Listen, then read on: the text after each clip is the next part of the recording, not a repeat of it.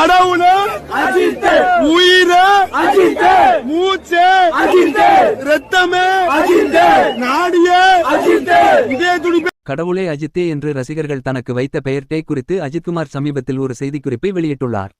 நடிகர் தனது விளம்பரதாரர் மூலம் ஒரு வலுவான அறிக்கையை வெளியிட்டுள்ளார்.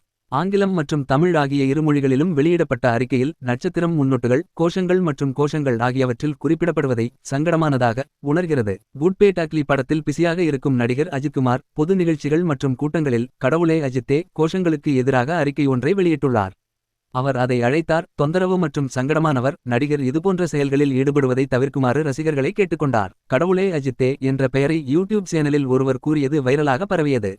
இந்த கோஷம் விரைவில் தமிழ்நாட்டில் பலரால் பயன்படுத்தப்பட்டது. அவர்கள் பொதுக்கூட்டங்களில் இதை பயன்படுத்த தொடங்கினர். கடவுளே என்பது கடவுள் என்று பொருள்படும் தமிழ்ச் சொல்லாகும். அந்த அறிக்கையில் தாமதமாக ஒரு குறிப்பிட்ட காரணி என்னை தொந்தரவு செய்து வருகிறது, குறிப்பாக கே அஜிதே போன்ற வாசகங்கள் பல்வேறு நிகழ்வுகள் மற்றும் பொதுக்கூட்டங்களில் பகிரங்கமாக வாசிக்கப்படுகின்றன. மிகைப்படுத்தல்கள் அல்லது எந்த வகையான முன்னோட்டாலும் நான் சங்கடமாக இருக்கிறேன். எனது பெயருடன் சேர்த்து குறிப்பிடப்பட்டுள்ளது. எனது பெயர் அல்லது எனது முதலெழுத்துக்களால் குறிப்பிடப்படுவதை நான் விரும்புகிறேன். அக்கடிதத்தில் மேலும் குறிப்பிடப்பட்டுள்ளதாவது, பொது இடங்களில் இந்த கோஷம் எழுப்பும் பழக்கத்தில் ஈடுபடுபவர்கள் இதை உடனடியாக தடுத்து நிறுத்தி இனிமேலும் அவ்வாறு செய்யாமல் தங்களை கட்டுப்படுத்திக் கொள்ளுமாறு கேட்டுக்கொள்கிறேன்.